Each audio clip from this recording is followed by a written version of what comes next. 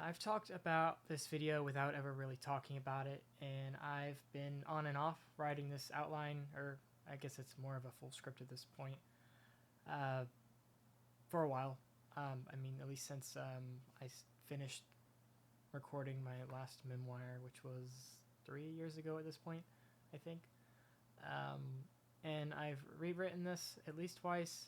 I'm not really keeping track, but I guess I'm just not sure why I'm telling you this, but I fear if I keep stalling, I'll just never really move on from this whole time period, and I at least want to record what I have now, and I can come back later and maybe add more details to certain things if I think about it or whatever. I'm just gonna move on.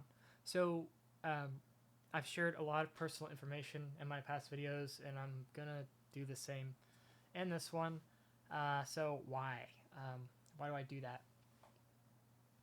Well, I hope that the things I share sort of act like a preventative measure for myself. And I guess to whoever ends up watching this, I know my videos don't get a lot of views, and that's not really why they're there. Sharing what I've shared so far has kind of helped me move on a little bit. It's kind of like my drawing. It just kind of captures the feeling or my thoughts at the time, and it just lets me think about other things. I guess it just gets it out of my head, and I hope that this video has the same effect for everything that I'm about to share. I hope that I can just move on with my life, essentially, from these things. So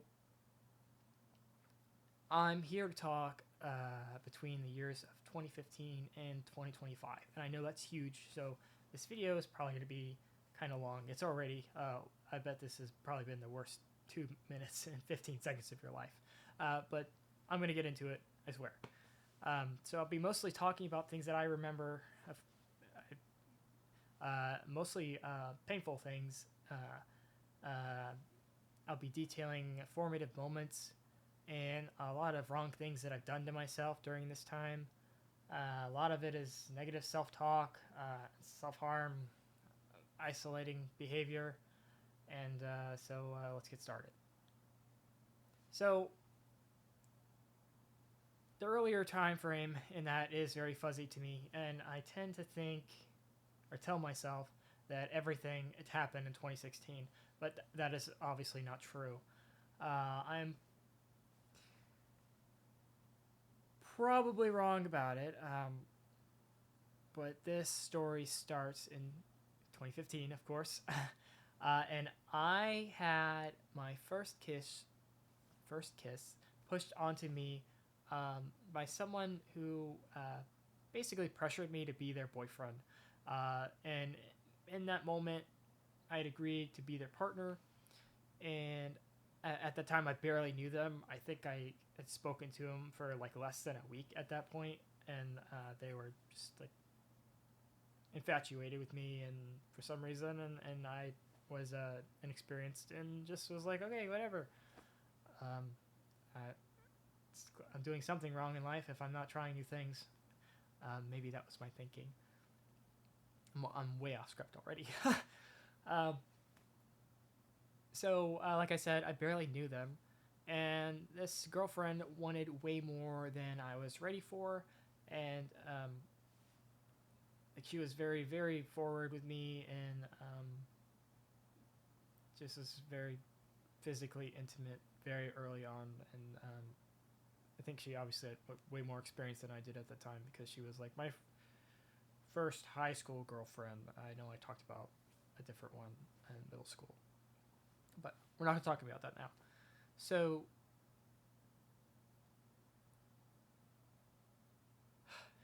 let me slow down or speed up. So at some point within the first 2 weeks, I was at her house and we were alone, and she was physically preventing me from leaving the home because she wanted to do one of those intimate activities with me, and I wasn't really up for it. Um, I didn't feel ready. I didn't really want to. I don't really have to. I think you get the point. And that sort of made me remember or think of the stuff that happened to me when I was younger, that I discussed in my previous memoir videos, um, mainly like the sexual assault stuff. So this event did make me break up with her, and then we would eventually get back together. Like the weekend after, it's like one day she wrote me a letter, and it was like crayon drawings and stuff. It was very kind of like kiddish for high school, um, and I don't like making people upset, and she was crying, and she was, I just felt like maybe I was being too harsh or reading too much into it, but I think I know what I felt, and I just sort of pushed the discomfort aside and discredited myself uh, in a very sort of pivotal way. And however, that didn't really last very long getting back together, because by the next weekend I had already been annoyed enough, and I did break it off for real. This was terrible. This was a terrible decision. Well, a good decision for me. I'm not sure what I'm saying. I'll just move on. So essentially, she began to sort of haunt me. She would come to me or find me mainly in lunch period, and come crying to me, or blame me for things that other guys would do to her. Um, she one time threw like one of those Starbucks glasses at me that you buy at like a gas station, like at my feet, not like at my body, but like I was sitting down in the lunch courtyard or whatever, and she threw it at my feet, and it shattered. And she would sort of try to make me feel guilty about her like cutting herself, and so all this all these negative emotions from her sort of just poured into me, and in a way it sort of poisoned my well. Um,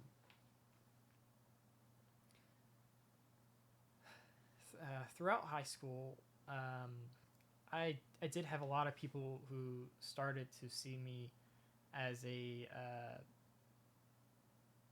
it's kind of getting ahead of the 2015, but I guess it's important to me that I share this. So people started to see me as maybe a someone to look up to, or like I wrote traumatic figure. I'm not sure what I was thinking at the time. But basically, I felt like a lot of people thought I could relate to them in their hardships, and I did sort of like this feeling of this sort of seniority that maybe I didn't have as much in 2015, but in 2016 and 2017, I definitely started to feel like this seniority and suffering. And so I would have people come to me, and they would share things they went through or that they are going through, and I would soak up this pain um, like a sponge, and uh, I it made me paranoid. It really hurt me to picture those events happening to those people, because usually the people that shared this stuff with me, I sort of cared about. If the detail of the story was great enough, I could almost imagine like it was me going through that. I could picture the other people involved or the actions occurring, and it was sort of awful to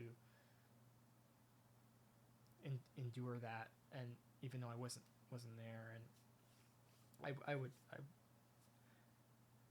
I'd keep that part to myself. I would never make someone feel bad for sharing stuff with me. So my mom would eventually start to notice changes in me, and that's just me being more depressed, to keep it short. And she began pushing me to go to therapy and to start medication. And a little information about her is she has a long history of depression as well. Um, she's dealt with suicidal ideation, and she even got electric shock treatments when she was younger. Um, and she had me at the time see the same therapist that she was, which I think was probably one of the worst ideas anyone's ever had. If you ever see a therapist, um, don't see the same one as a family member or friend. I don't think it's a good idea. That's just my recommendation. So my dad eventually discovers that I'm going to therapy and that I have been particularly depressed. And he does talk to me about it on the phone. And some notable things happen here. I think one quote I can kind of pull from from him, that phone call 10 years ago, 11 years at this point. Probably 10. I think this is sort of like early 2016 maybe. He said something like, "What's wrong? You have everything, and there's nothing to be sad about."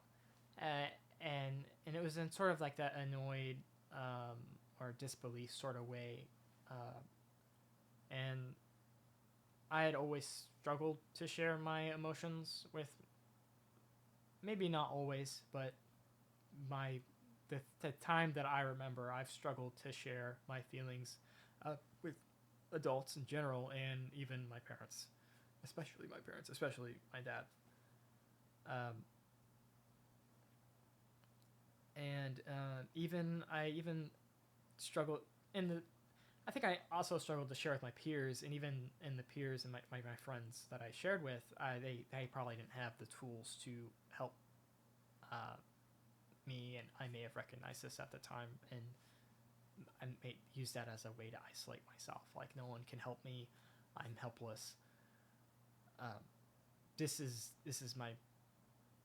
what I deserve, or whatever, something like that. So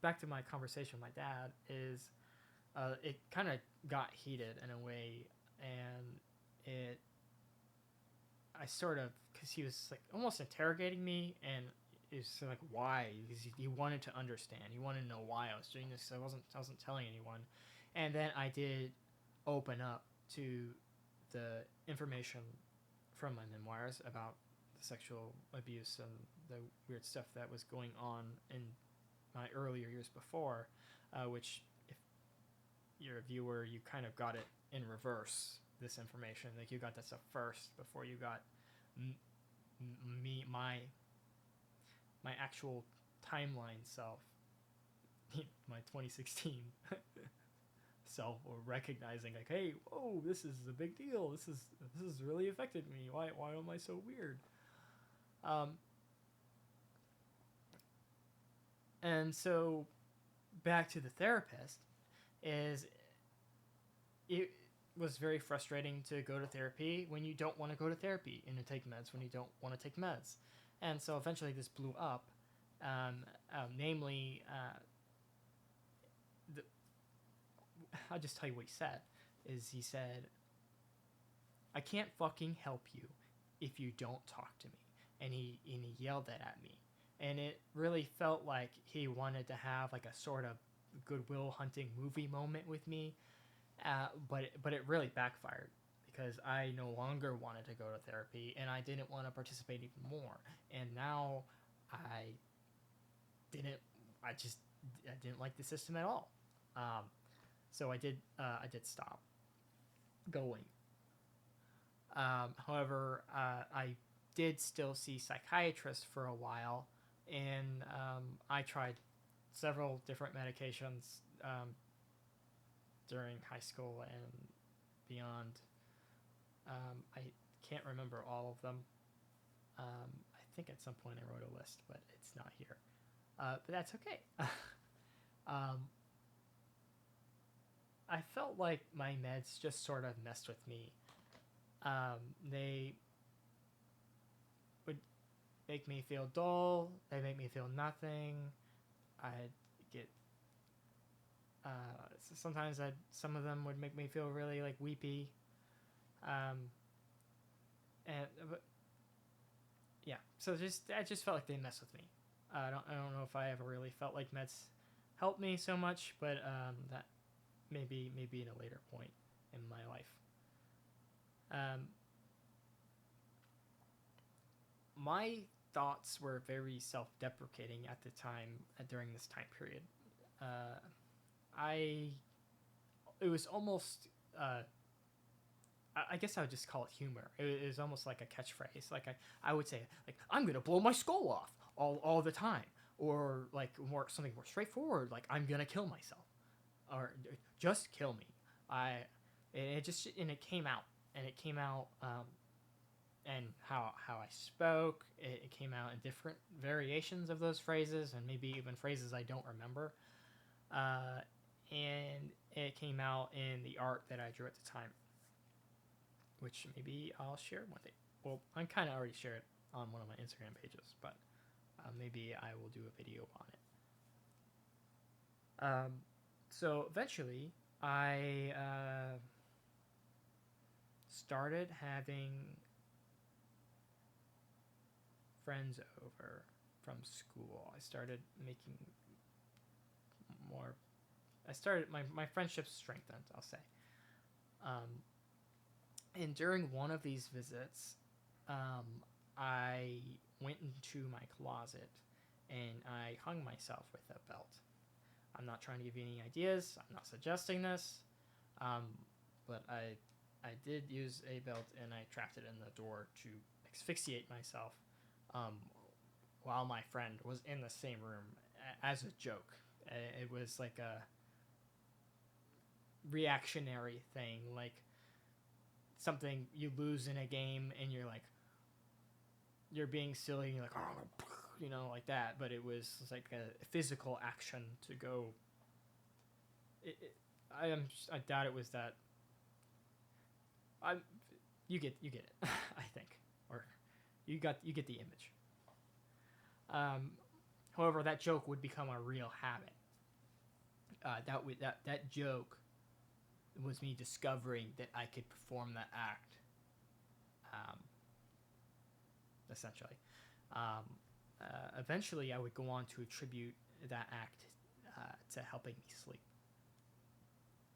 Um, and I started liking the heat and the ballooning strain, met with the coolness of stopping the asphyxiation. The strain that I would experience while suffocating would stop my my negative thoughts, and it dulled or kind of quelled the sort of sadness I had inside. I remember like my vision closing. I remember sort of like staticky uh,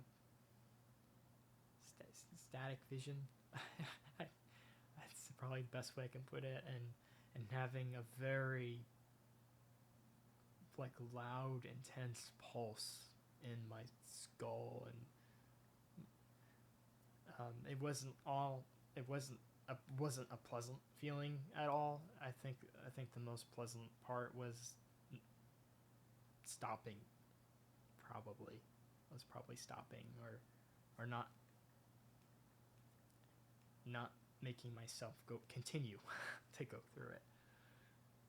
Um, the idea behind it, other than the sleeping thing, was I wanted to be dumb. I wanted to be dumb. I At the time I saw people. I perceived people who were happy um, to be dumb. I thought they were happy because they were dumb. And it was because of how smart I was, how capable I was, how easy school was, and certain things that other people struggled with.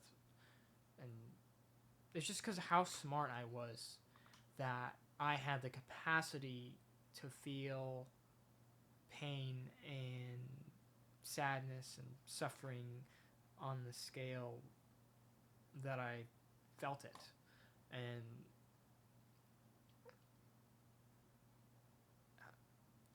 if I could limit the blood flow and the oxygen to my brain, I I could damage myself enough to be happy. Um,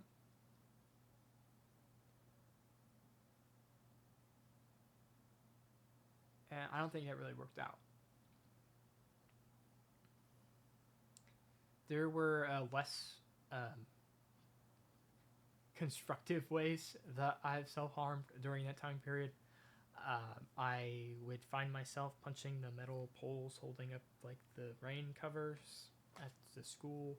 I would like punch the concrete on the ground or rub my knuckles on it. And I would also bang the back of my head on walls or poles whenever I was leaning on something. Additionally, I didn't discourage people that physically harmed me. And I even called some of those people my friends, or I kept going around them. I consider myself a punching bag for one of my closer friends, and he would often punch me in the stomach, or in my back, or in my arms. Uh, Bruises, or flick my ears very hard. I actually have videos of the ears thing and him sort of teasing me. And then there was a girl in theater class who really liked to pull my hair because I was one of the few guys that had long hair at the time. Or maybe, I think there's a little more to it, but I won't go too far into that.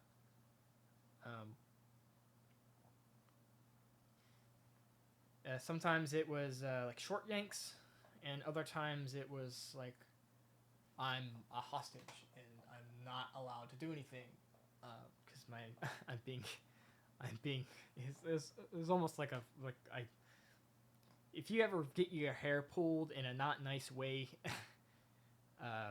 you understand, okay? I'm not really into fighting or anything. Just usually my violence is playful, with someone I trust to also be playful.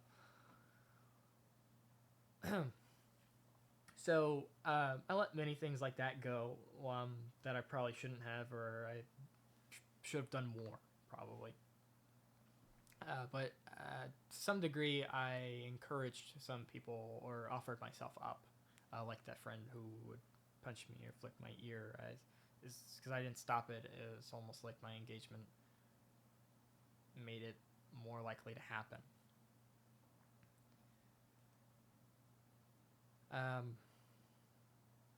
Another friend, on a few occasions, had groped my genitals, and we're like both 16, 17, this age, on my backside.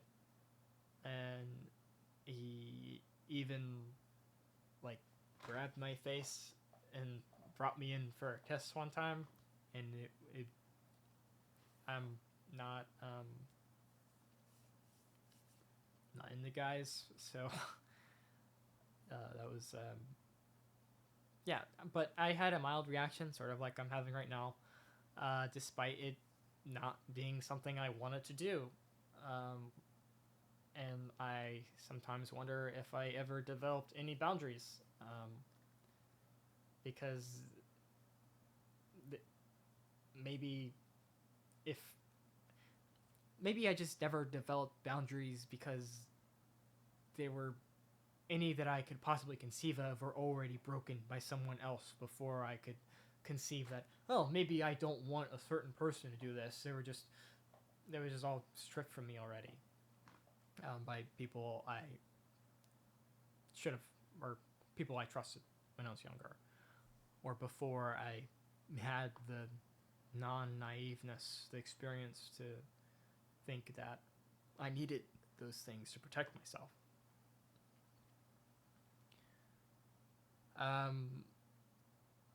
I also went through a phase where I watched a lot of violent media, um, namely on like iFunny or BestScore when it was still active. Um, I can't really say why I wanted to torture myself with imagery like that, um, but it's funny, or maybe it's not funny at all. I'll stop right there. Um, that sometimes a particular image or video would inflict or strike such an amount of psychological damage, where it would bother me so much that that was my self-harm. That discomfort that I felt of that image replaying, or video or sound replaying in my head, made me so uncomfortable that I was unable. It was not interesting to self-harm, which is kind of interesting to me.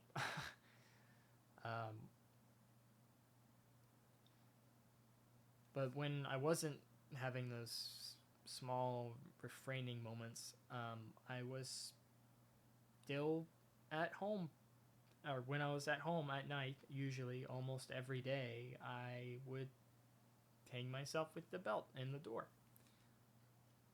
I would get caught about a this is kind of like playtime, but I my recollection at the time was I'd been hanging myself for a year at least before having gone too far.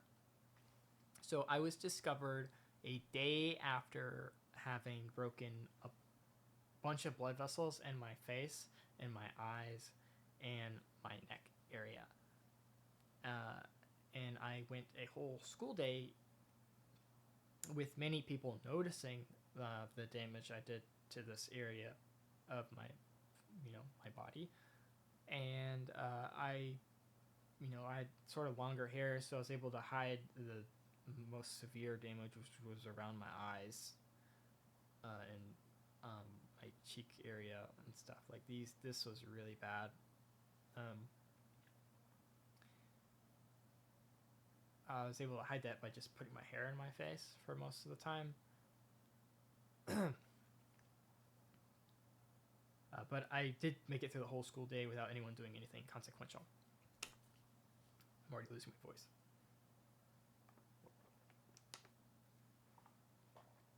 So,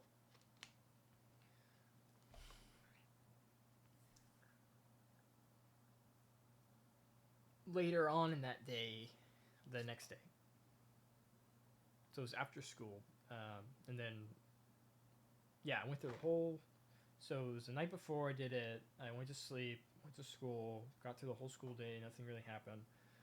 Then I go to Red Robin with my mom and her dad, my one of my grandpas, and she's suspicious because I've been covering up my face all day, and so I think we're out on a I didn't write this, so I just sort of remembered it. I'm out on a bench outside of Red Robin's, and she sort of parts my hair and looks at my face and has this sort of shocked face. She's like, "What did you do?" And so we have dinner, and we go home, and I get on Discord, and I start talking to my ex-girlfriend because we kind of became like unhealthy friends, which is a pretty common occurrence for me.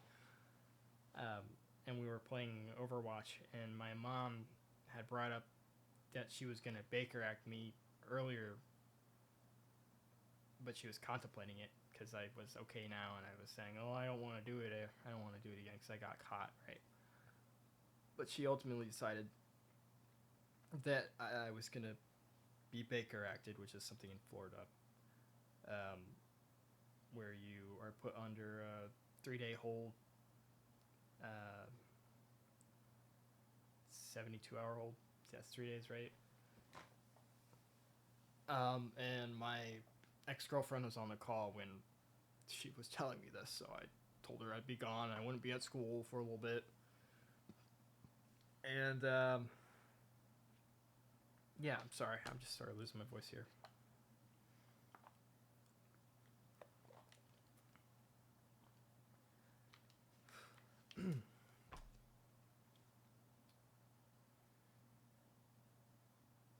So yeah, she took me to the hospital, and then I was hospitalized the week, or the sort of the weekdays and the weekend of the 2016 presidential election, in the adult wing because I had recently turned 18. And I was the youngest person there there was like no one that was 18 there basically.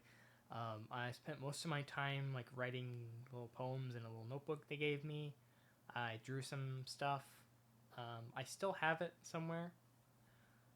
Um, and I walked figure eights in the facility for hours and hours and hours and hours and hours and redundant. And I listened to my 65, 70-year-old roommate talk about his time in the Navy, and uh, and I'd listen to him snore at night because it's hard to sleep. Most notably, I was asked if my asphyxiation habit was autoerotic, which no, it's not. It was not. It never was. Never has been. Um, I didn't feel like safer. I mean, I guess I'm not sure what I'm trying to say. Um, Essentially, I pushed the blame of my the damage that I did to myself on my meds. I blamed Fexer because that was the medicine I was taking at the time, and it actually made me more sad, made me kind of weepy. I found myself sort of crying a lot, but maybe that was just a symptom of the time period I was going through. Um, I can't really say. And I wanted to blame the meds because I didn't want to tell anyone that I had been suffocating myself for about a year. My other grandpa, not the one at Red Robin, my grandpa Wayne, would pick me up from the hospital. And he was telling me in the car that what I was doing was selfish and stupid. And I remember this drive and his sort of. It just sort of reminds me of his like orange raspy voice, and it's like the only person I've talked to that has his voice. So it's just a nice sound to me. Um, I think. Well, I don't think, but I know he loved me, and I think it came from a good place. Um, but I at the time felt a lot of shame and like I should have done more damage when no one was looking for it on my person before I was found out. Essentially,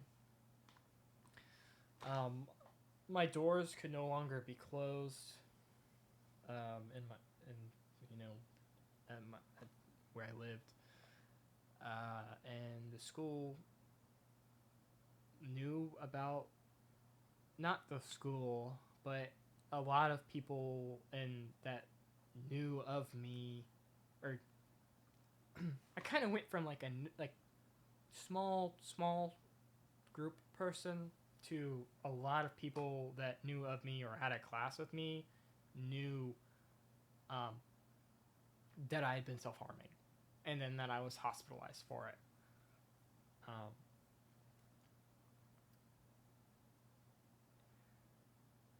Because I was talking to my ex right before I went, basically, like I said earlier.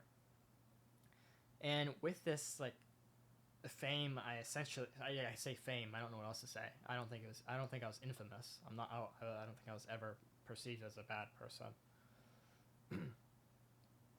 um, because other than this event, the most the thing that people would probably recognize me most for is um, every day after school I would be running the entire length of the school all the way to my car after I started working, because my job started like 50 minutes after school ended, and I had to get home and change and eat something and then go. So I had this huge backpack, and I'd carry all my books every day, and so I felt like way more fit back then than I am now. But if I'd be remembered for that, if you were at my school at that time, you probably saw me at least once, because I did it literally every day. So back to my outline, right? I like I was trying to say earlier, I blame my meds for me overdoing my regular self-harm activities, and that got me out of taking meds. Essentially, I said, I don't want to take meds anymore. I'm done with them. All they do is mess with me. They make me more sad. I'm not sure what I said at the time, but I did stop taking meds for a while after that point. So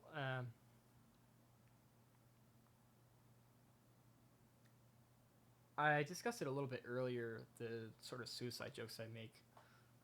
And I definitely think that they were a coping mechanism. But it was also a way for me to be honest about how I feel without the bad attention that came along with saying something like that. It's not really that I wanted to be helped or that I wanted attention, but I was suffering, and it was just a way, like suicide and self-deprecating jokes, and they just became intrinsically connected in me. Like we were connected to me, and we were like one and the same in the sort of social sphere that started to develop around me. And it although some people seemed to take me more seriously and were more worried about me and were more interested in actually having real conversations with me, and then sort of me just being whatever I was before. But it also had a negative effect because it was harder to hide now.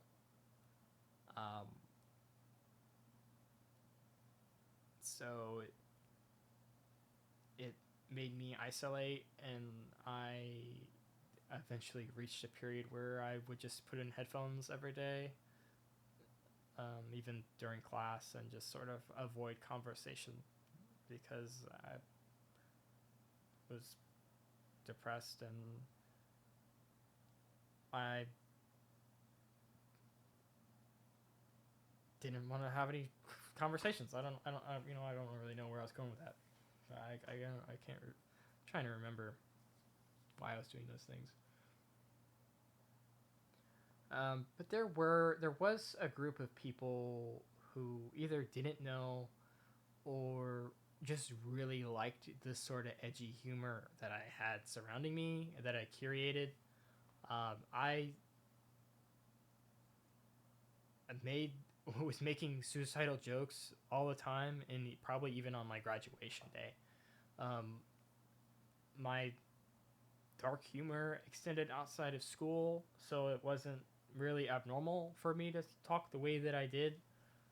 I know that sounds like two different things I just said. Like, I isolate, but I also am like have this bombastic suicide funny humor that I just, so it's like, I'm gonna go paint this wall. I'm like one of the things we did, so was in an art program, was we did murals. I'm like, oh, I'm gonna make a mural right here, and I just, you know, pretend to shoot my brains on the wall. Like I'd be the fastest mural ever. Um,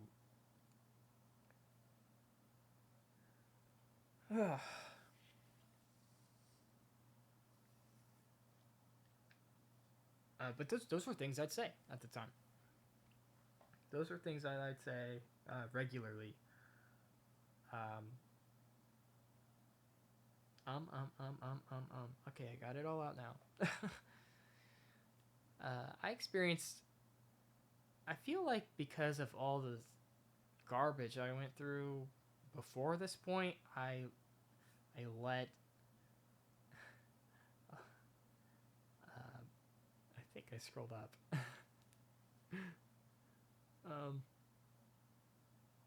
Hold on.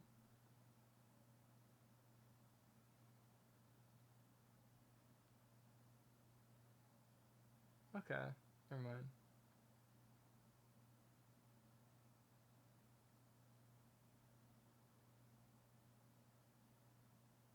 Yeah, yeah. I was sorry. I should cut that out. So my reaction to absurd things is laughter. Normally, if I were to compare it to something now, if you've ever watched Fire Force, the anime, the main character Shinra, he he smiles when he's uncomfortable, and he has sort of like this devilish grin, and he gets like super judged for it. Um, so it's kind of like that for me. Is um, uh, something absurd or terrible. Sometimes I find myself like laughing or like kind of like grinning because I don't know how to respond in a empathetic way all the time. And it's not that I think it's funny. Um, it's or anything like that. Um, I had people. Not so this is gonna be crazy. I don't know. I'm gonna say it because this is the thing I was gonna like, cut out because I copy pasted something I wrote said earlier to this point, um, and I didn't copy paste the extra note I added on the end of it. So there was a joke that started cropping up the 11th and 12th grade where people would tell me that I was, um, I think it was mainly, this is so hard to say. Uh, you know how like yearbooks have like most likely to succeed or most likely to follow their dreams? I had a small group of people who would tell me that I was most likely to be a school shooter, um, which I did not like. Um, and I have videos that were taken by other people of me in them and them saying that to me. And in these videos, um, back to the absurd laughter thing, it was so absurd to me that someone would say that to me that I would laugh, and it made me look like guilty, like it was something I was gonna do. But I don't want to hurt other people. The only person that I've ever really wanted to hurt um, was myself, and it still is that way. Mostly, I have had some very poor experiences where I've certainly felt like I needed to protect something, um, where I may have felt that way about another person. But it's just, who wouldn't feel that way, right? But I only really want to hurt myself. So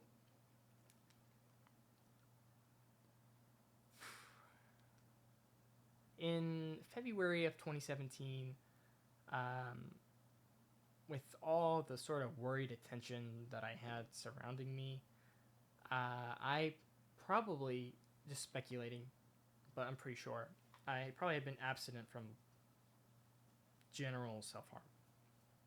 I think maybe my self esteem had improved somewhat from the amount of attention I was getting, and it eventually led me to meet another girl, and it went great for a month. That's what I can. All I can say about that is that it went great for a month. But I was still sort of haunted by those feelings of not wanting to live and wanting to hurt myself, and um, like I didn't have a future. Um, I think I'm pretty sure that I thought that I'd already passed my expiration date in my head. That the life that I was living at the time wasn't even supposed to be. Like I wasn't prepared to live that long. I wasn't supposed to be here. And so those feelings did come out in an art exchange that we did, which is something we did in between visits. One person would take a blank book and we draw something in it, and while we were away from that person, and then the next time we see that person, we give them the book, and then they don't open it until the other person leaves, and then they draw something and they give it back to me. And we did this for that month essentially. Um, I don't have that book. They were the last one that could receive it. Um, and I don't know what made her end the relationship. I can only guess. What I do know is that it happened around the release of the movie Logan, which is the Wolverine film, and the event really destroyed the self-esteem I developed during that month and prior to that month. This event made me isolate even more. I'll reference the listening to headphones in class and not really talking to anyone in school. Um, some of my friends made fun of me for being as upset as I was. She went to a different school, so she was never there to really see me after. She's like over an hour away drive, so that might play into it. But you know, my mom and one of my closer friends at the time didn't really take my sadness too seriously about the breakup, and I also felt like they really wanted to annoy me for some reason because they didn't want me to be alone. So it's sort of like how you're acting makes me want to isolate, and then you annoy me while I'm isolating because you're the problem. So weird logic there. um, so I spent that summer after mostly lying in bed watching Netflix. Um, and I was unable to enjoy um, most things that I did at the time, which was like playing Xbox or World of Warcraft, and I even didn't self harm. Um, Heartbreak was a replacement, essentially.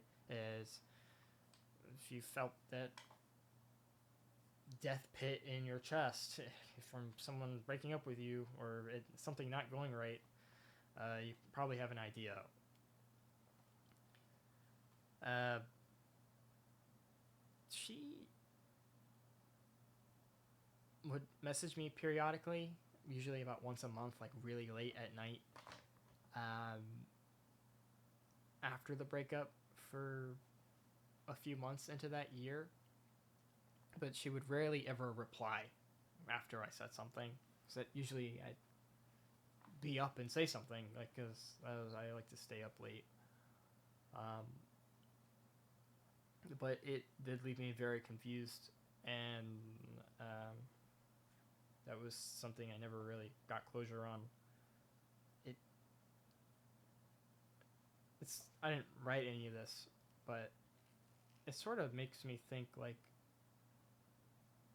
a lot of my relationships have had with just with any one specific person, there's usually like some really good things, but there's a trade-off with bad things too. Um, but with that particular girlfriend that I just was discussing, there was nothing that was bad um, until it was gone. Um, and I think that's maybe why it was so devastating for me. That it felt like something was right in my life for once, or like someone was not out to do this other thing or didn't have this other separate agenda. Um, so I don't think it was self-harm was on my mind for a really long time, and if it was at any point so far, I made it very clear to myself that I would not self-harm because of how someone else made me feel. Not. I think that I sort of like rules, and I felt like that it was immoral, or, and I also didn't want to be perceived as manipulative for self-harming, because that's sort of something that the previous girlfriend was doing with her things that she did with self-harm and the things she told me about other guys. Because I was not with her, these terrible things were happening to her and she was doing these things. I didn't want to do that to someone.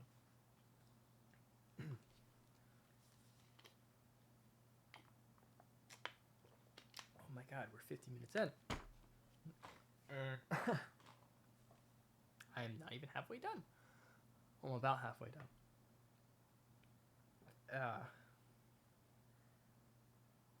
So, I think this is late 2017, maybe 2018 now.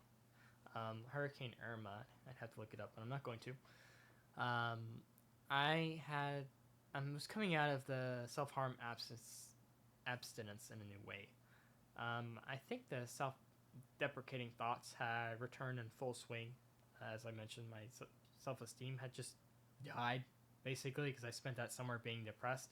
And I spent a lot of that time, if I wasn't watching something, just thinking about things that I may have done wrong, that I thought I did wrong, or things that I could have done better. And I just super analyzed like a period of my life, like that month. Like the fossil record of that in my head is like much more pristine than other times in that time period. It's pretty wild.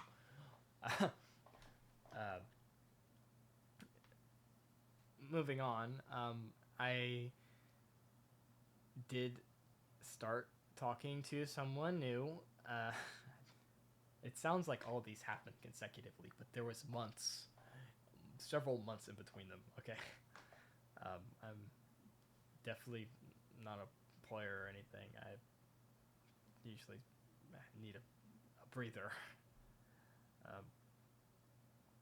So I started talking to someone new without ever really getting over the thing that was making me suffer at the time. And sort of shame on me, because that would cause some problems, of course. During the night Irma hit, I did spend a lot of time talking to them, and it was fun. And we kind of had a history in high school that I earlier on that I didn't really detail. But after the storm was over with Florida, I would return back to my home that I was staying at the time, and a tree had fell onto our house, and if it had fallen any other way, it probably would have cut the house in half. So we stayed at a building that was like a high-rise building in a different place, and if I hadn't relapsed before this point, I definitely relapsed while I was there. And the new way I was self-harming was I was drawing really hot baths. I think I did it more than once during our stay there while the house was getting the tree removed from there. And I was um, trying to do a few things. I was trying to burn myself in the water. I was trying to drown myself, or induce some sort of like heat stroke, dehydrated state. The only thing I was successful in was making myself feel very unpleasant. I also spent a lot of time looking over the balcony and thinking about jumping. Of course, I did not, because I would not be here speaking to you. So I eventually started dating this person not long after that. And my struggles are not over, for sure.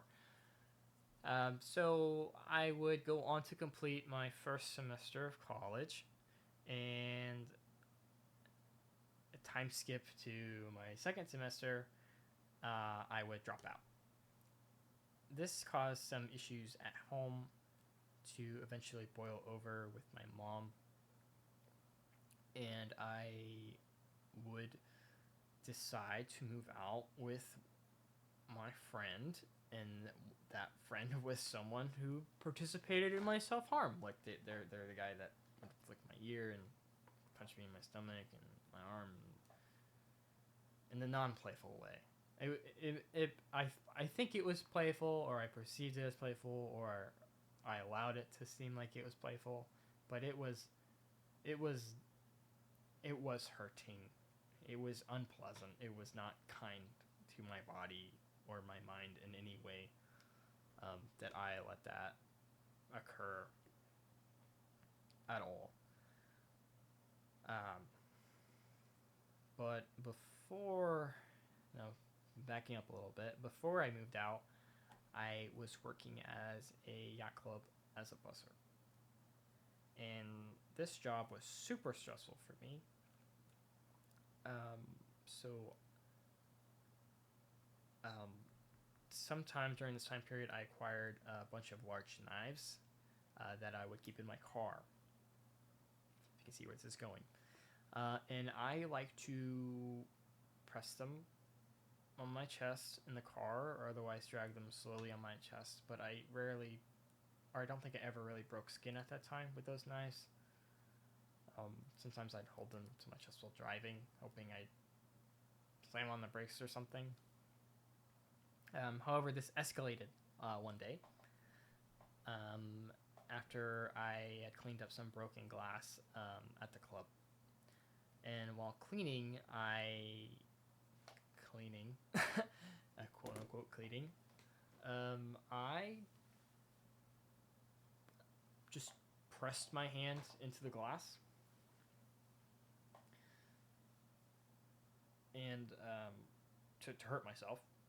And I would pick it up with my bare hands, and then I would put it in my pocket, with a bunch of, rich people around me.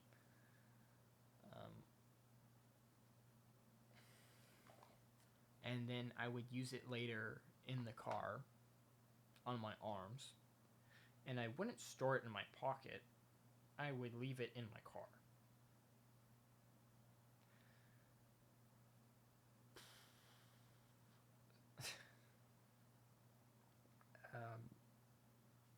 Though I still had this, because I was still living with my parents, I still had this sort of fear of being caught, or with my mom, this fear of being caught that sort of prevented me from doing more serious damage on myself. So eventually I did burn out of this job because it was so stressful, and I just had a bad start to my day, and I left my badge on the desk, and I left for good.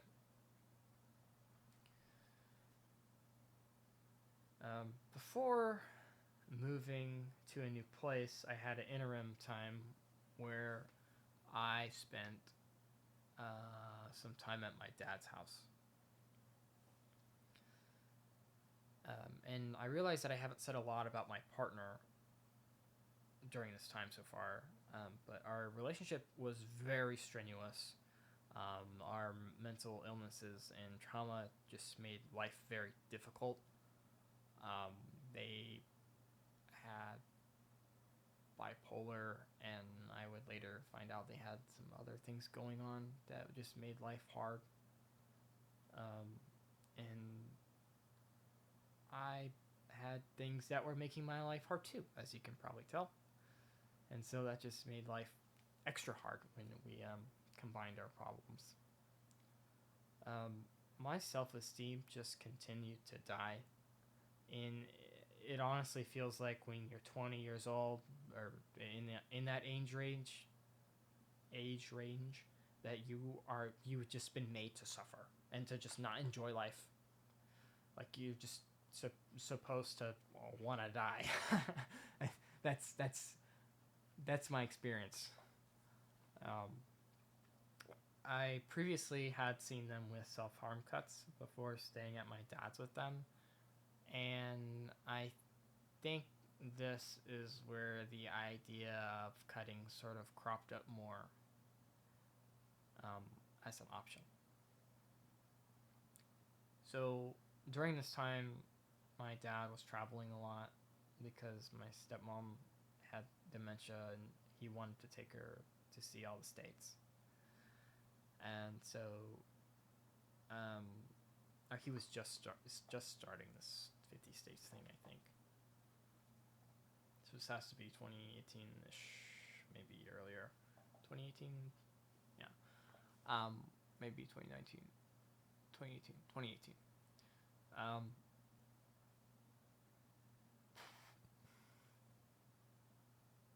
So he let me stay at his house while he was gone, while I was searching for an apartment. And my partner came with me to stay here at my dad's house and stay there at my dad's house. And I'm not really sure what was going on through my head at the time, but I was obviously struggling with the turmoil of why I'm moving out of my mom's house and my relationship killing us both, me and my partner, and just life just sucked. It just sucked. Nothing going right, and I think just everything was just really hard, and every decision I made my life harder. It was making my life harder. I don't think anything was going right. And one of these days that I was staying at my dad's house with my partner, they had left for work, or something like that. They weren't gone all day, but maybe just a little bit. And I took this time to take a very, very hot shower, and I decided that I was going to cut myself. A lot. So I broke apart a shaving razor, the 3-bladed cartridge one, and I bent them because the straight versions of them aren't comparably sharp to how sharp that I made this broken one. I don't know how to explain it. But I sort of just used the jagged part of it, and I tore into both of my arms.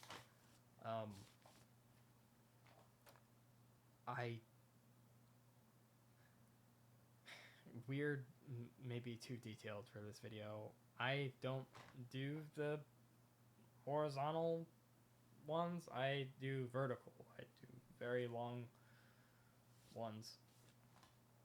I think I never got into the horizontal because I associated them with how other people cut.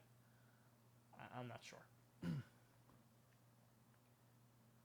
But after I was done with the shower, I had put on some long sleeves, and then we went to the movie theaters, and I did look this up to make sure it was the right movie, but we saw Jurassic World: The Fallen Kingdom, which I think I I don't think I fell asleep during the movie because of how exhausted I was after my shower experience. I think I woke up near the end, unless it was really just that bad. um, um, when I woke up, I don't. The other person didn't notice that I was asleep. My partner didn't notice I was asleep, and my sleeves were glued to my arms when we left the theater. Like I couldn't like peel it off my arm. Um, so eventually, this period ended where I was staying at my dad's, and I moved into the new place. And I think I lasted all of about 5 months of my lease. I would move out sometime in November or December of 2018. It was very eventful. I don't have a clear timeline of everything that happened, but I'm going to try to cover as much as I can. So during this time, I stopped seeing my psychiatrist for meds because I got back on them earlier, and I stopped seeing my therapist.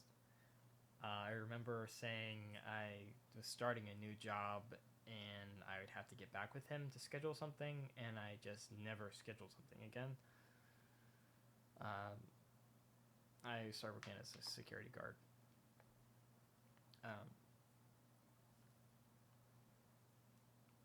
Won't talk about that. So during this time, I tried to overdose at least twice. All that really came of it was I was overdosing on my leftover meds that I had, and all that really came of it was me getting extremely sick and throwing up and having like vertigo. I really, really hated my job. I ate basically nothing. and I got a fake diagnosis for celiac disease, which means you have to eat gluten-free food.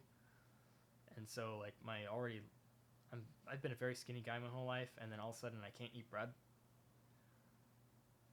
I just basically ate nothing. I was angry almost every day I awoke. I would normally like the first thing I do when I wake up is like I curse, just, fuck, it's really angry.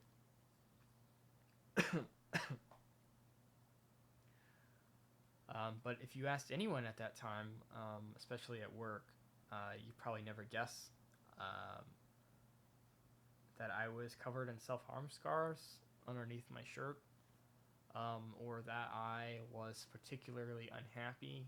I've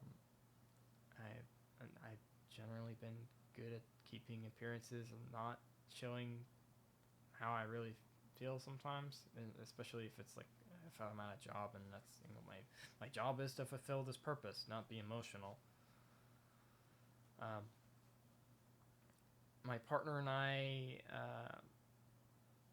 had this sort of back and forth that would happen where they'd visit and they'd take away things that they think I'd harm myself with or had harmed myself with. This sort of back and forth usually made me creative in what I was using to feel pain or get closer to death. The items I do recall using. I've been talking for over an hour now. Maybe I should take a break. So, maybe you should take a break if you're watching. Holy shit. So this back and forth made me very creative, and I'd use just about anything. I already said that. What I recall using, notably, sometimes in combination with each other, is my belt, plastic bags, wire from my chair that I pulled out, my computer chair, my old one, a saw from a tin foil box. Um, that's all I wrote, so that's all. I guess that's not many things, other than like razors and stuff, and probably the odd knife. I I wrote this, so I'll say it. I think a few versions of me died there.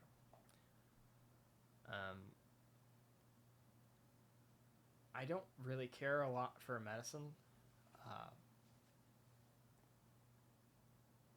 and my general experience is I feel like it took away from me a lot of things. But during that time, my peace was this medicine called Remeron. I think it's an antidepressant, but it also was a sleeping agent. It if I took it, I was out in under an hour. It was like 40 to 50 minutes. Um,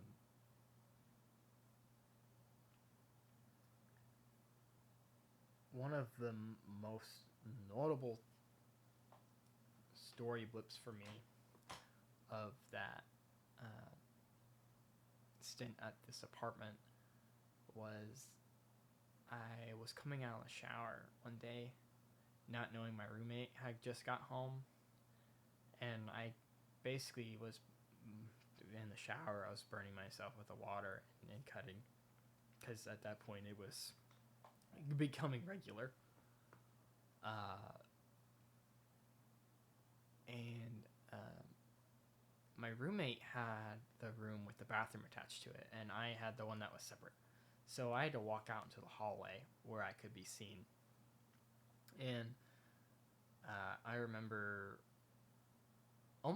it's almost sort of like a third person memory for me, because I walked out into this hallway and steam was still coming off of me while I had like blood running down my chest and my arms. And my roommate was like, because I sort of dead stopped in front of him.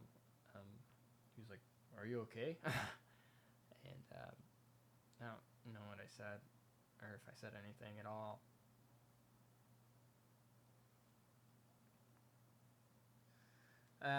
But that time is a serious blur. Um, but come September or November, like I said earlier, I'm not really sure. I moved out to live with and help my grandpa Wayne, who I was talking about earlier. At this point, he had been diagnosed with cancer that he would not recover from. And so between going to work and coming home to distract myself from life, I watched him die from that slowly over the span of I don't know, a couple weeks, months. He just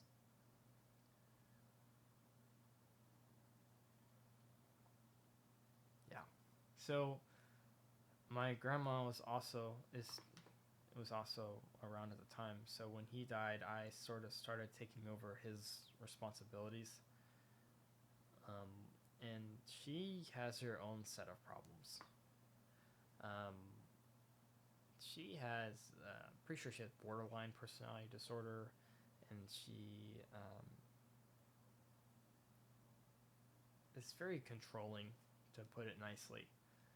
Um, and she's caused a lot of family issues and a lot of issues with me because of these things. Um,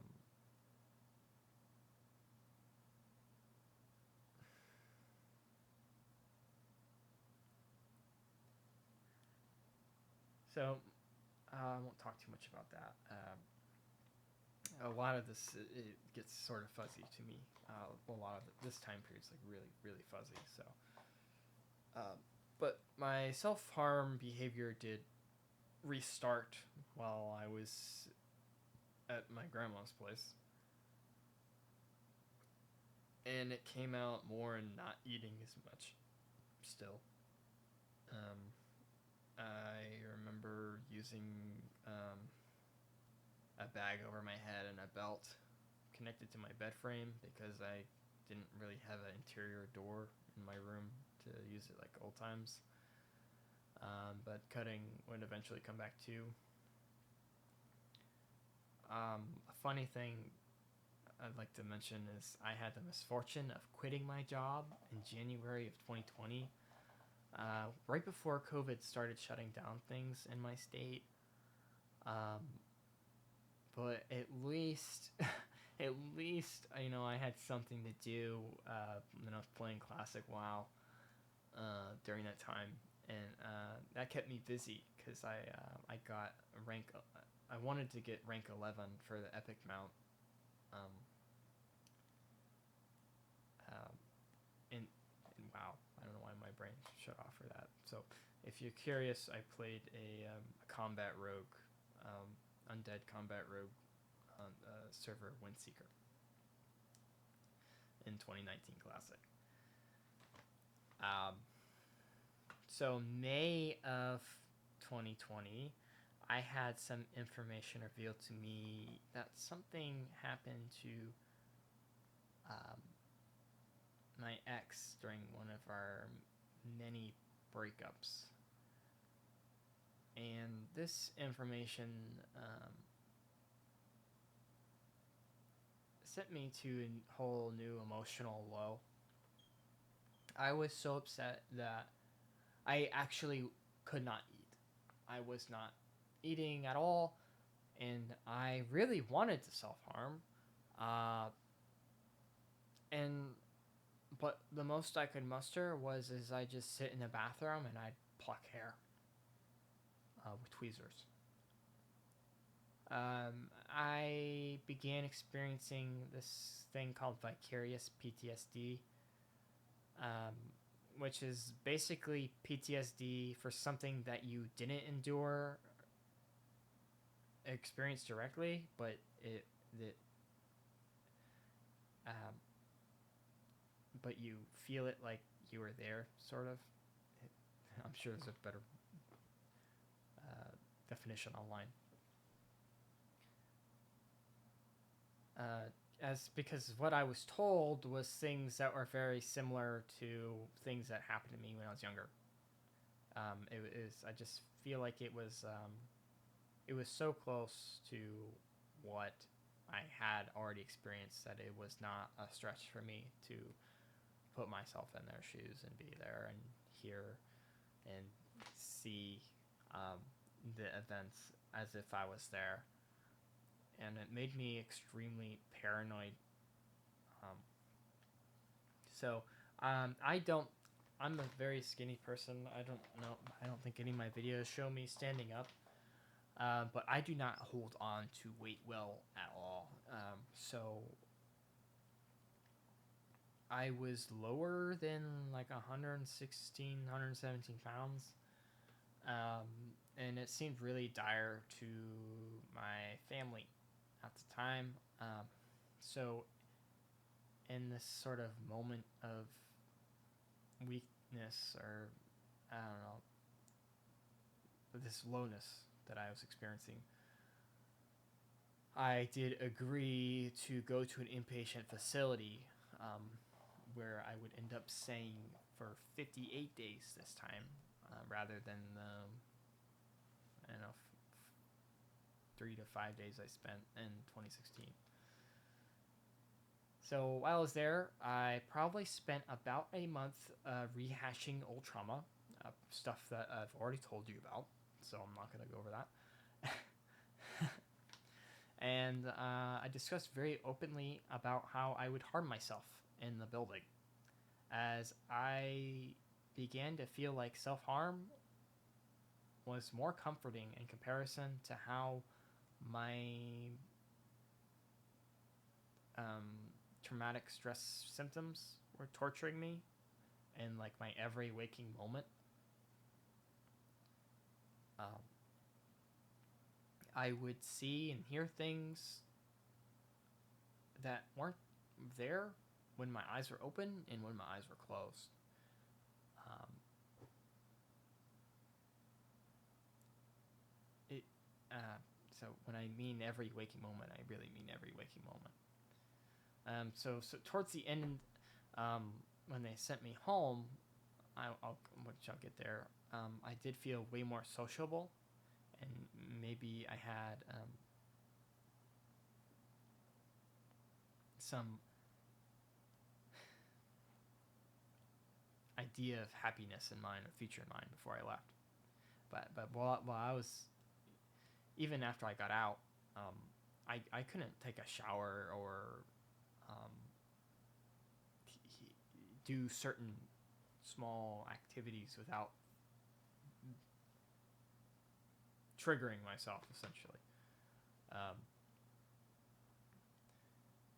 or be around people that do certain things or wear certain clothes. I was just super paranoid and was being triggered all the time. I was not in a good space even after I left. So as I was getting into, that happier, sociable person that I felt after 2 months of being in an inpatient world was quickly snuffed out when my phone finally charged up and I got to reading all the messages from my partner at the time, who I had been pressured to break up with for 2 months while I was in inpatient. And the messages I was reading sort of shattered the whimsy I had acquired being in recovery. And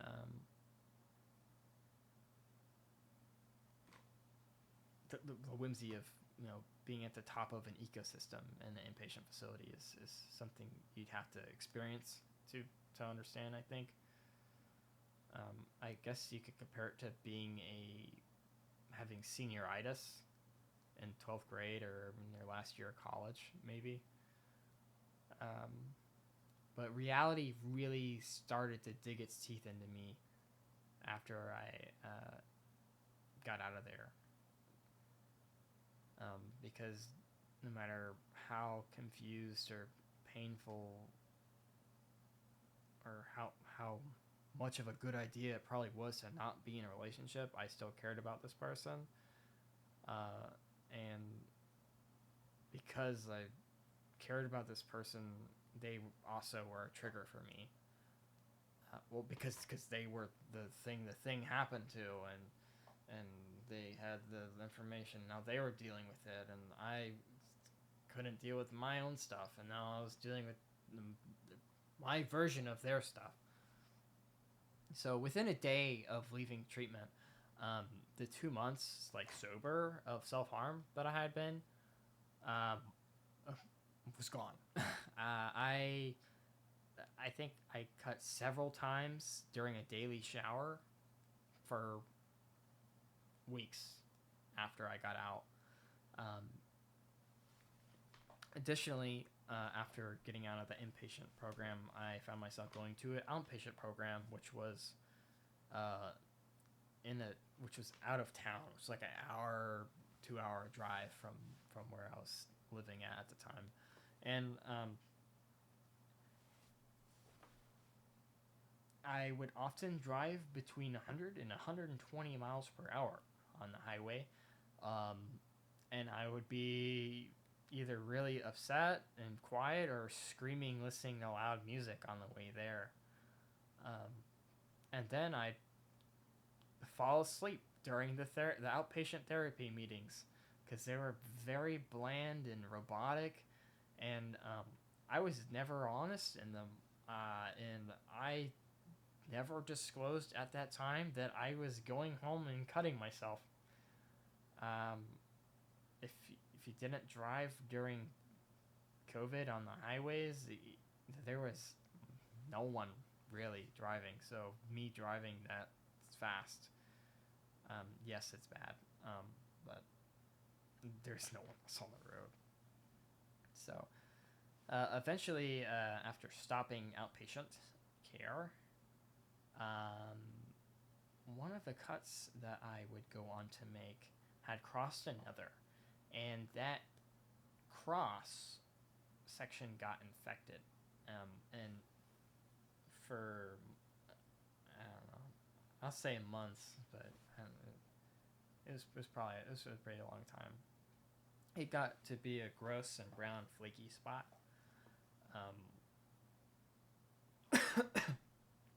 It was kind of like a third big nipple, almost. I started like putting psoriasis cream on it and all these other different creams because it was really uncomfortable.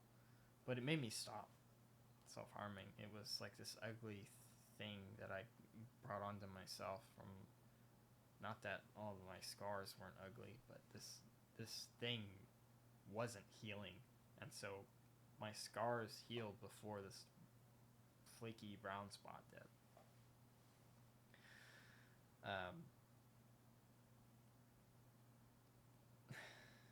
So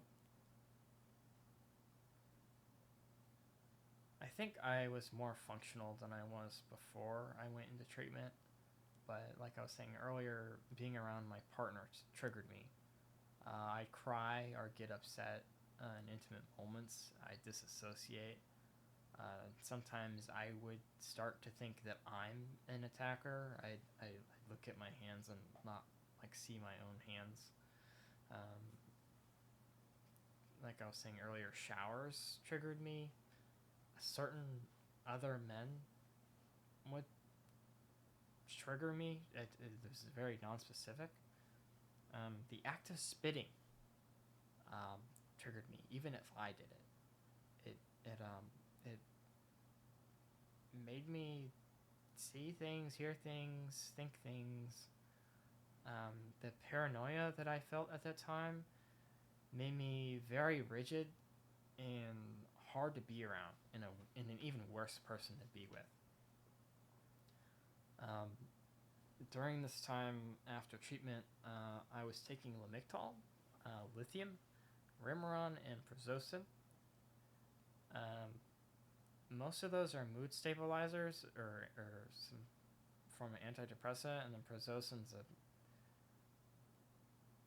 PTSD nightmare medicine, if I classify it on a whim. My psychiatrist at the time was making me take Vraylar when it was new, but Vraylar made me super sick.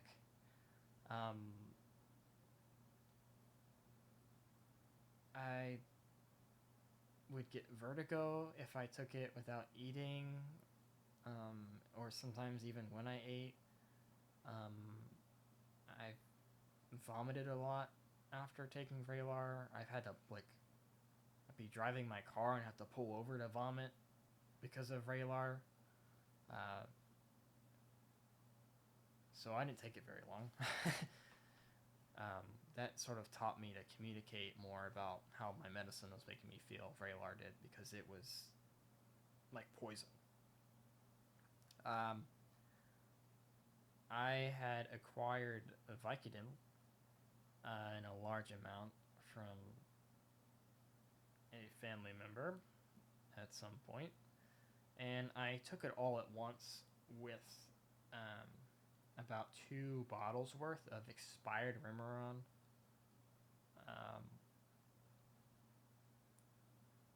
I remember drawing a warm bath and drinking Mountain Dew Code Red. While I used the Code Red to take the pills. It had to be like over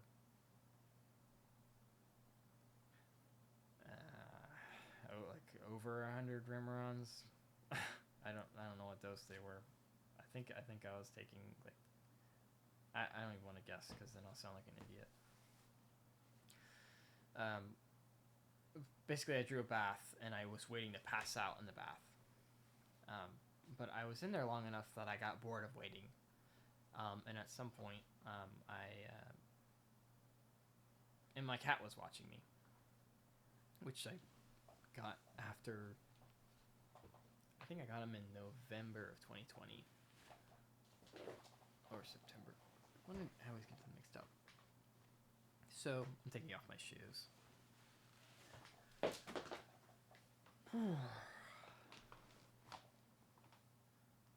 So I got bored of waiting. I got out, and then I decided that I'd wait in bed. And I waited, and I waited, and I waited, and I waited, and I waited, and I waited. And I waited, by the way, if I didn't say that already. And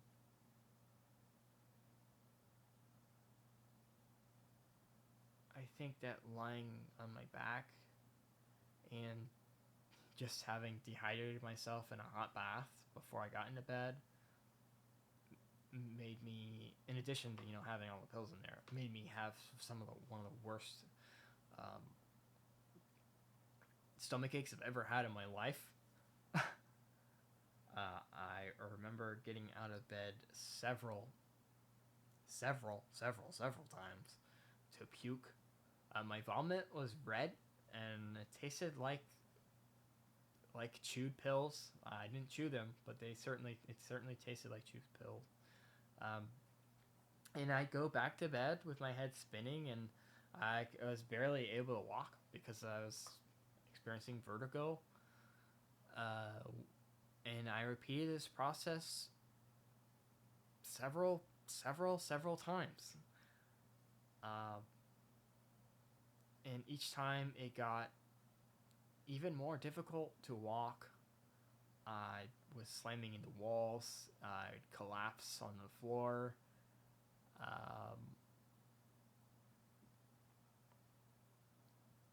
Getting to and from the bathroom to my bed.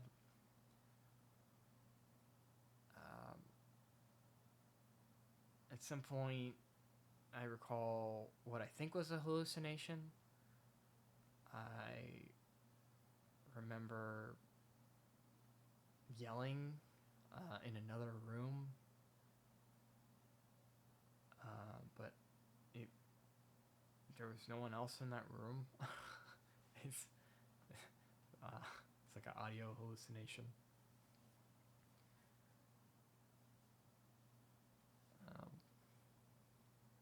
I hardly remember anything else around this time period, but I know it was after getting Chief in November of 2020 because I remember him being there, so it could have been 2021 sometime.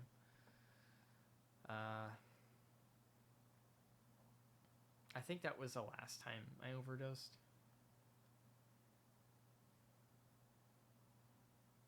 I can't recall any other ones. So sometime before November of 2021, I was gifted skinning knives, which I did end up using for self-harm, of course, right? Of course.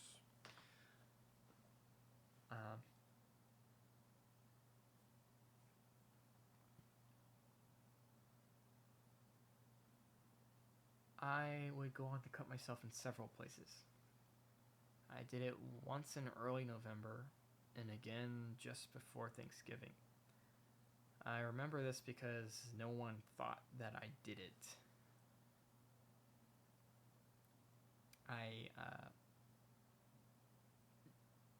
Someone basically made up a story for me and said, "Oh, did Chief do that, my cat?" And I sort of played into that. But I have a picture of it, and looking at that picture, I'm not looking at it right now, but just my word for it. If you knew me, and if you knew what cat scratches look like, you would not assume that what was on my face was from a cat. They were too straight. They were too nicely spaced. Having one horizontal here and then two lines here, and it's not something a cat would do, really. I don't think. But I figured that they were in denial because to me they were intentional and they were really well placed.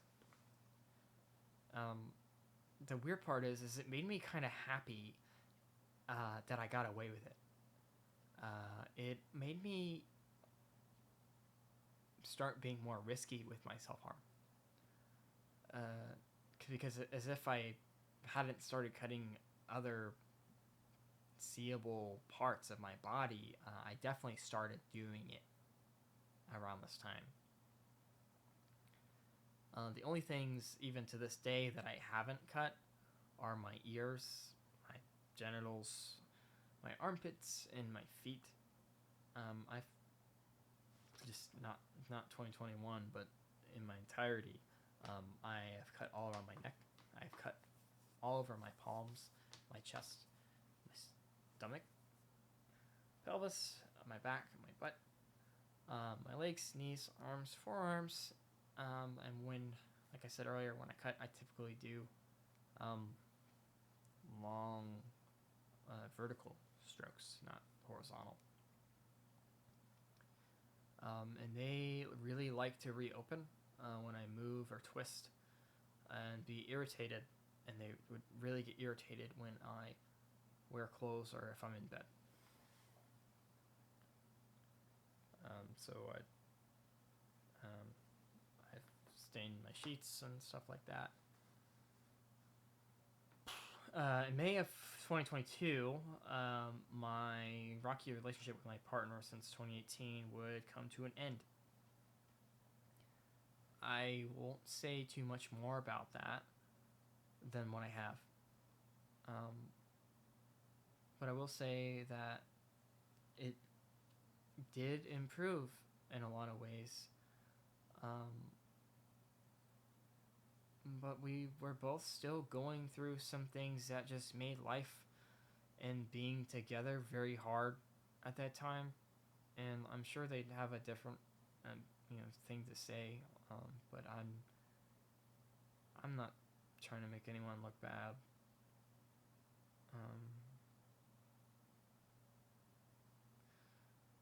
Or make myself look bad either, to be honest. But I think I've said a lot of things that are concerning in this self-disclosure video. So I was sad still, and I was very vulnerable during this time and all over the place emotionally. And so after the breakup, I took a trip out of the country to Canada, and my inability to maintain my boundaries and speak my mind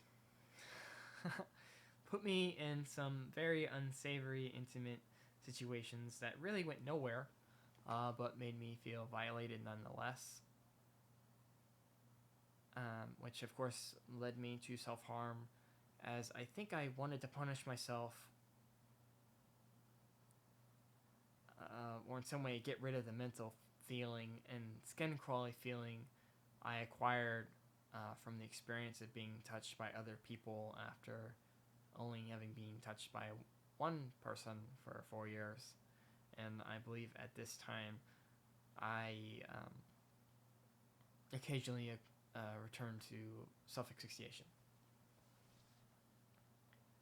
This experience led me to nuke. Nuke is probably too specific, but I basically destroyed my my home Discord server, the server I've had since 2016, with a bunch of memories and messages in it for 2016 to 2022, and I went and I sort of deep dived into playing other games other than World of Warcraft. I played video games for Steam achievements. I played lots of Counter-Strike, Metal Gear, Revengeance, Devil May Cry. I was playing Dark Souls again on PC instead of Xbox. Just a few games to list, notably. I did later buy a Steam Deck, and I played that. My Steam games on the Steam Deck when I was away from home. I did this for a while, and I did occasionally contact my ex.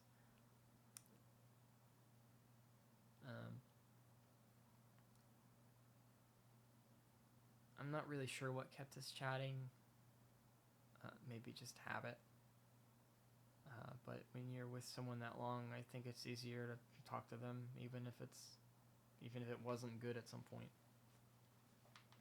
I think I get that from my divorced parents. They still talk. Anyways, little side tangent. I got into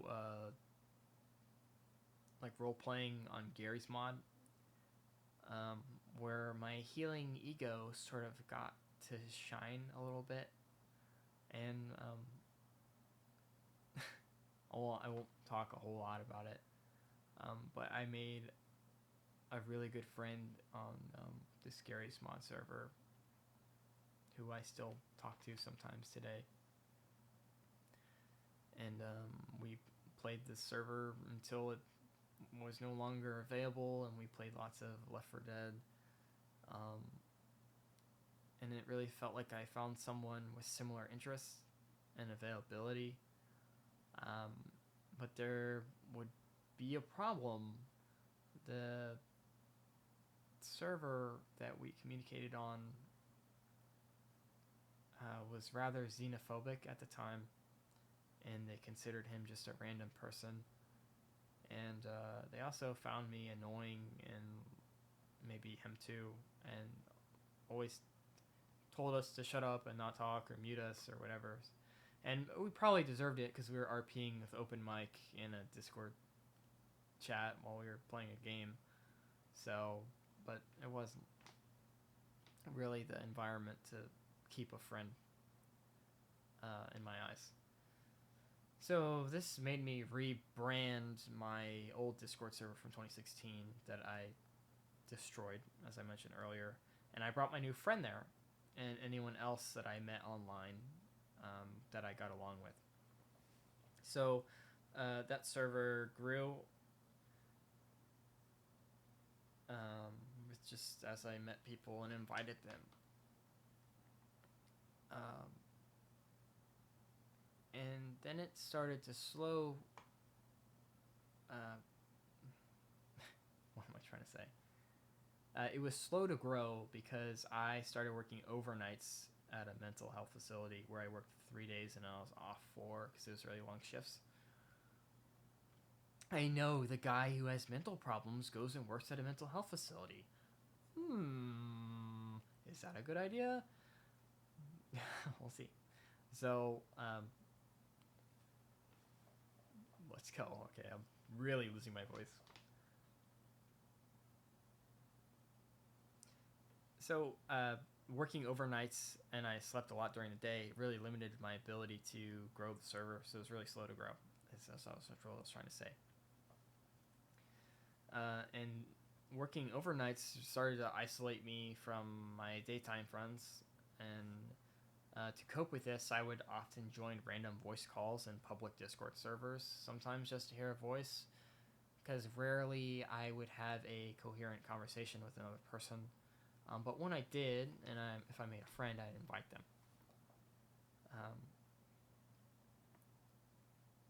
But most of the times, the noise wasn't worth it, and it made me feel more alone. But it didn't go on, like, this problem didn't exist forever because the business sort of failed and I was furloughed, which means you get let go, but they can call you back to work if they get money to pay you or something. But it didn't take me long to get another job that was evening shift, so I get off at 8 and start work at 12, which was probably one of the best decisions for my social life, because I could all of a sudden talk to all my friends again and tend to the flame that was my own server and stay up late because I went to work at 12. But it wasn't all good. I absolutely hated that job too. I took it way too personal for way too long, and I just took things way too seriously, and it led me down a dark road.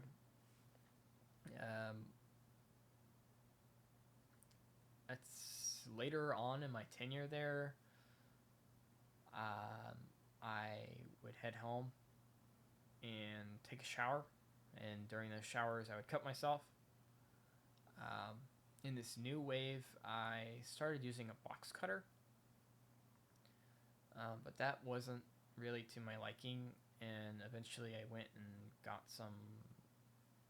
It's not an X-Acto knife, but it's just like one, just a different brand, I think. I started using those, and I would cycle through my blade options until they were either dull or rusted. Um, and then I'd go buy more blades, or I'd have to go buy a new pen for the blades because the interior would rust. Um,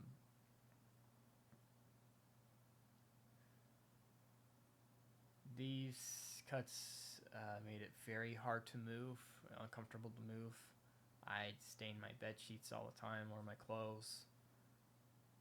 Um, Sometimes it'd make it really hard to sleep because of how uncomfortable it made me. But like everything, this habit didn't last forever because I was invited to go to Japan. And I knew at some point I'd probably take off my shirt. And I didn't really want my friends to see fresh cuts with me while we were super far away from home. So we went in September, so I stopped a few months before that, so they'd have enough time to heal. And this was around the time I started uploading videos. This was the time I started contributing to this channel for the first time since 2016, probably.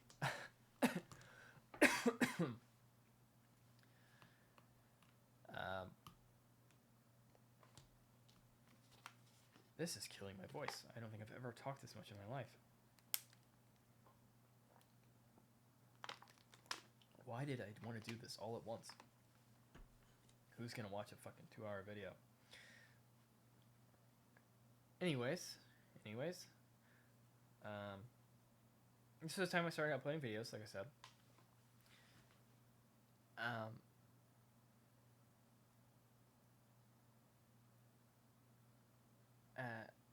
And I quit.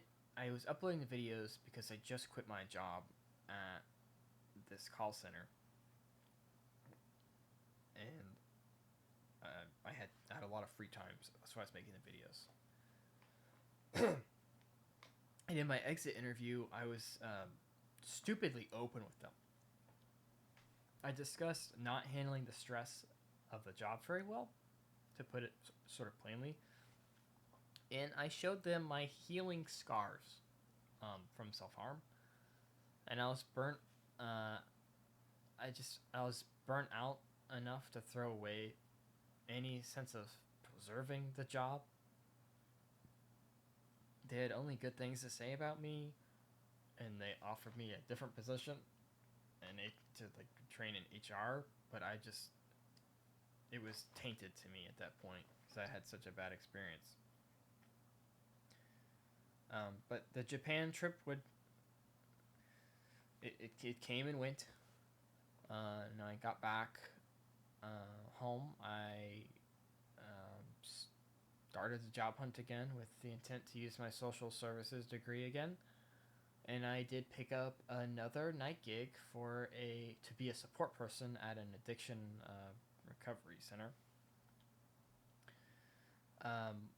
Like my previous environment, I'd find problems here.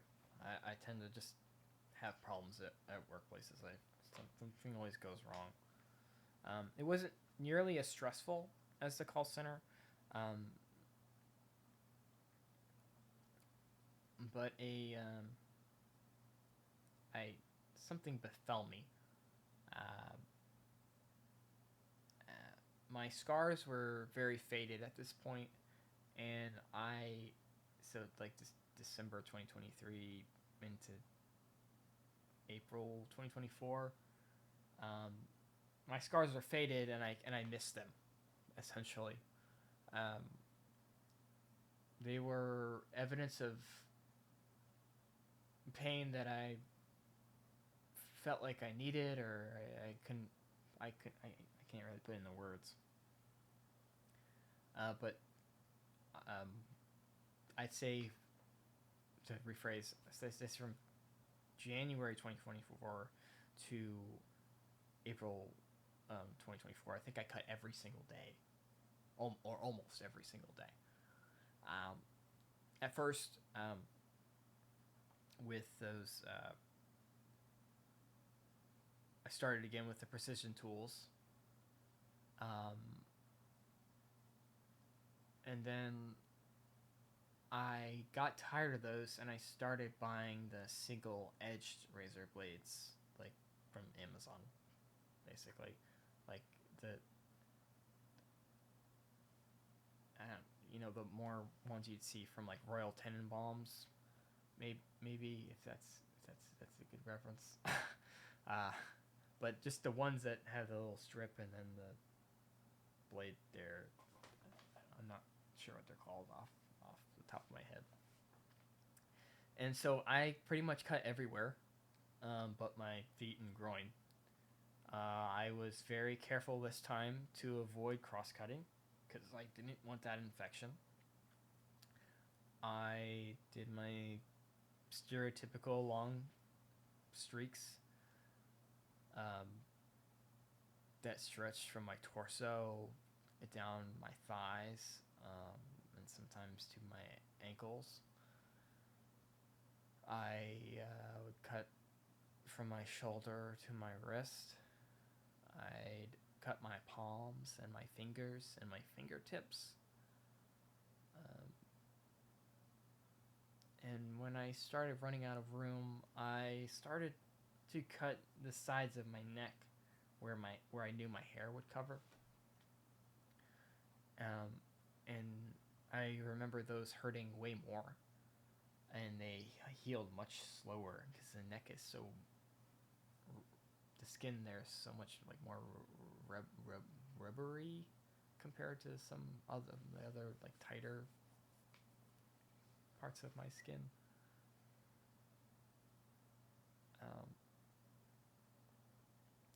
I did cut to the point where I got paranoid, that I was paranoid, or maybe I was just seeing that people were looking at me differently because maybe they saw them and didn't want to say anything, or maybe I thought they saw them and they didn't say anything.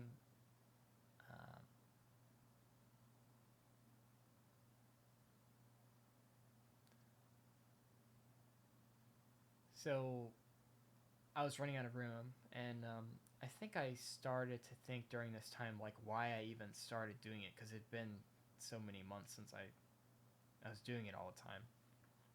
And I think I came to the conclusion that I didn't remember what my old cuts looked like before they healed, and that I wanted to try harder to make sure that they'd last longer. So I during this time was the first time I decided to take pictures of them while they were still bleeding, and this stopped me from continuing after sometime in April, random day in April. If I recall correctly, this synced up with my decision to stop taking my meds in April of 2024. Because I felt like my psychiatrist was costing me a fortune at the time. Because I spent a lot of money to talk to him for less than 5 minutes. And that didn't cover the cost of my meds either. Not that you should expect it to, but it's just a lot of money for nothing, basically.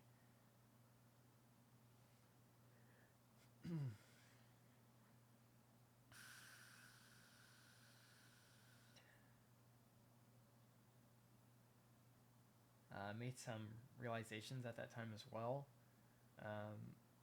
Namely, or most importantly, that my environment and the people that I was interacting with were affecting me more than I wanted to recognize, and that I didn't feel the way that I've felt so strongly all the time, and because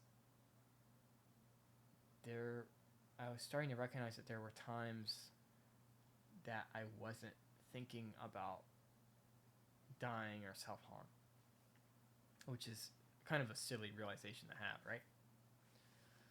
But I would still be sad, and I would think negative things more often than not.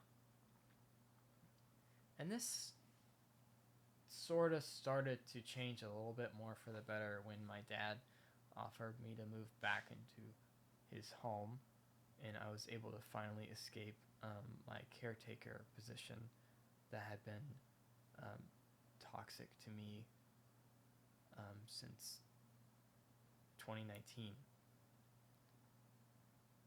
because I had spent most of this time sort of caring for my grandma and trying to live my young adult life, um, which is mostly isolating in my room playing video games or working, um, and sometimes seeing friends. But with COVID, that was kind of the normal life your parents might talk about, or maybe the one you had wasn't really wasn't really an option, even if I wanted it to be. Um, yeah, I'm not sure how much more I'll go into the caretaker thing. My father, like I mentioned earlier, was still struggling with my stepmom's dementia for the years since. I think he found out in 2017 or 18, and he'd been dealing with it since. But she did eventually pass away in March of 2024. And my dad still liked to travel a lot after she passed away. So I often had the house to myself when I moved back in later in 2024. And excited also watch the house when he left if I'd just go stay over there instead of staying at my grandma's. And I think he wanted to help me kindle a relationship that had started to bloom online. In one way or another, he encouraged me to invite this person to move down to be with me in his house. And so I would do that. She came down in late 2024, and things went well for a while, as things typically do for me. And I would start self-harming again between January and March of 2025. So then a family member of hers passed away in March, and I had to stop myself from self-harming because it just made her more upset. But I felt like our dynamics sort of just degraded anyways, even though I stopped. I couldn't handle her grief, essentially, and I was burning out of my job at the recovery place, and I found myself in the same pit where I was wanting to kill myself, and I found myself going through the motions sometimes, but obviously not completing it because I'm still here. My father briefly moved out of state, but he did come back in March. So we had the house to ourselves for like 5 months, I'd say, maybe 4, before he came back. Things were usually okay when he was home. At some point, I made the video Yesterday's problems are still here today, um, which the title is a quote from a Linkin Park song. um, uh, but that video inspired my dad to encourage me to quit my job, because earlier in the year I started a degree program for a bachelor's degree. I did this program for about 8 months, for 6 to 10 hours every day, even on the weekends. My partner was home a lot during this time, and even when she eventually got a job, they barely gave her any hours, which sucks for several reasons. I think we both had different expectations of what we wanted, or what was to be considered time together. She wanted more of my time, and I wanted less of hers, to put it simply. This, of course, caused a lot of issues, and they just sort of piled up, and she has her own problems, and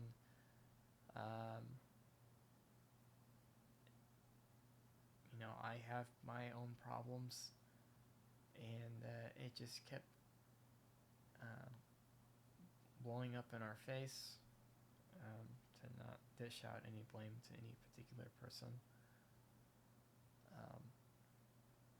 But eventually I found it difficult to be the person she liked before we started having these problems. And that coincidentally made more problems between us.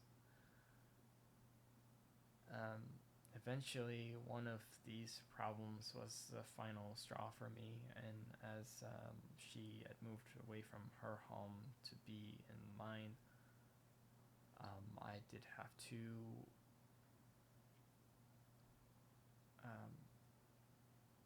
send her back because it was making me very unhealthy too. And it was just a very painful experience to let her go. But you learn something new every day, and I hope that I'm able to respect myself and other people, not to prevent certain things from happening in the future, for myself and for maybe other people. Since that experience, I've become more sensitive to facial expressions, tone, loudness, body language, than I had ever been. I still, or maybe, yeah, I guess I say I still question my self-worth, and why I continue to let myself suffer when I am crossed, and why am I so forgiving and yet so paradoxically, why are, I'm not sure why I said that made more sense in my writing, but I just feel like I have so many thorns in me that I can't pull out, or just so much has gone wrong. So it's been 2 hours and 4 minutes after I finish the sentence, with you mostly caught up, barring any details that would make me speak even longer than I already have. As of, I guess, as of March last month, if you're seeing the video when it's released, unless I release it a couple days from now, March 2026, I am a year clean of self-harm. It is incredibly difficult to not go back. I want to hold my throat a lot.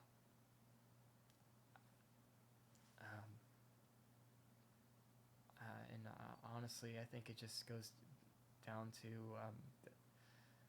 that I'd rather feel the physical pain than be trapped in my head and deal with what I've been dealing with.